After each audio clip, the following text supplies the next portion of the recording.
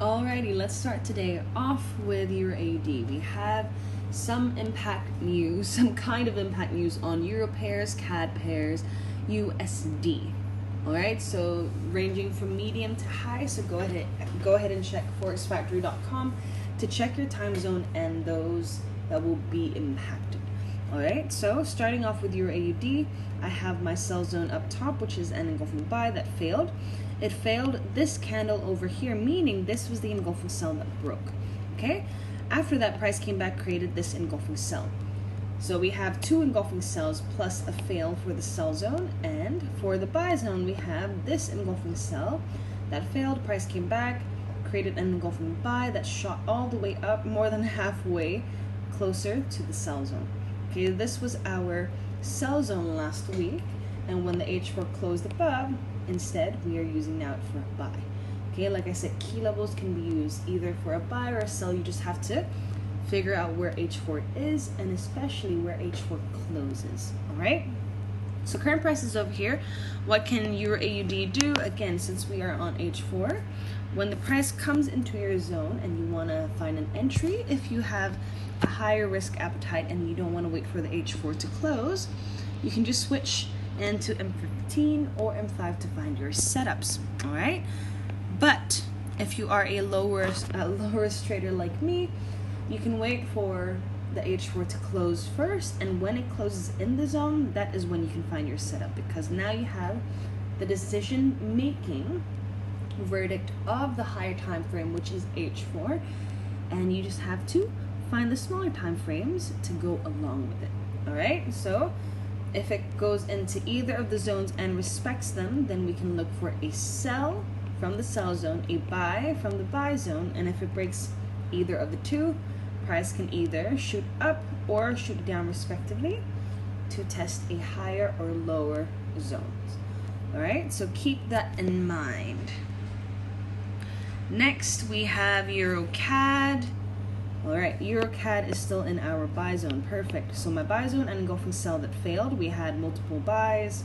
That is happening. So if it continues to happen or it continues to respect this zone, we can look for our buys. Let's just go into M15 to see if we can find anything that is worth, we have a lot actually. So because the zone is 13 pips, let me change colors. Just find any setups that you can monitor. Right? There are so many actually. You have this engulfing sell, and another sell, another sell. So as long as they fail, you can use them, right? Because we are looking for a buy. So if the M15 creates a sell, of course we will anticipate it to create a fail, and then we wait for the price to come back, create an engulfing buy, then we can enter. If this creates an engulfing buy, then you may enter if you want to, but just be sure, because we do have high impact news coming. Okay, so that is completely up to you, but either way, if it's a setup, it's a setup. Okay, I will monitor those three M15s that I have marked. If it creates an engulfing buy in the higher zones, I will think about taking the entry, but I will see. Okay, because it's still quite what's the word? We still have high impact news on CAD pairs. So the fact that maybe if I press buy and it's not ready to go because it's waiting for the CAD news, I might be floating a bit, and I don't like to float for too many hours, so I shall see. Okay, I shall see. So EuroCAD, that's our buy zone, and for our sell zone is an engulfing buy that failed with an engulfing sell. Okay, so this was the sell. It was such a strong sell that it pushed the price into the buy zone in one H4. So again, let's just do this. If H4 still respects our buy zone, then we can look for a potential buy. If it breaks down below, once again, it can test a lower area. Okay, so either we can look for the next buy zone or wait for the price to retrace into the key level to look for the opposite setups. Vice versa, if it climbs into our sell zone and respects it, then potentially we can look for a sell down. But if it breaks above, then it might want to test a higher area. Okay, SLs, again, count 40 pips. It's not too tight, not too loose from your entry price.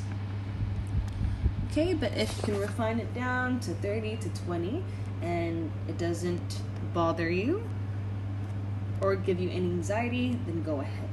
Okay, then go ahead. Last but not least, NZD/USD or NZD/USD.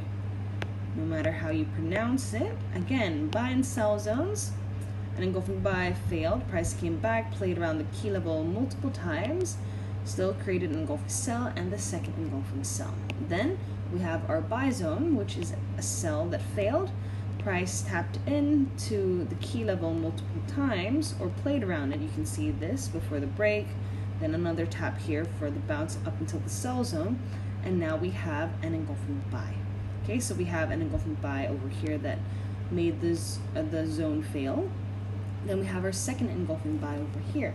So quite strong zones from both the buyers and the sellers. Hence you see the sideways going up. So if it still continues to respect both of these zones, then we can look for a sell from here and a buy from here. But if it breaks either of the two, that is when it might want to test a higher area, respectively. Okay, higher area for the sell zone if it breaks, and a lower area if it breaks our buy zone.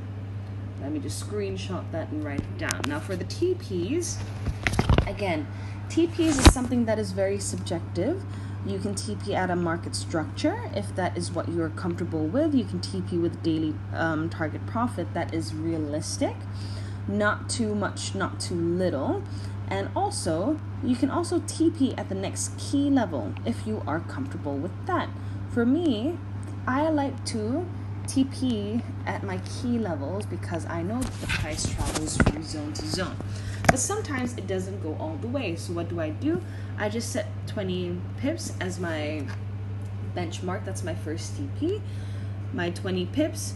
Once it hits that, I will break even all of my trades. And from there, either the price will hit my key level for the next TP, or it just hits break even where I did not lose anything at all. Okay, so as easy as that. So that's for the 3 pairs. Let me get back to messaging you and checking your mappings, and I will talk to you soon. Bye.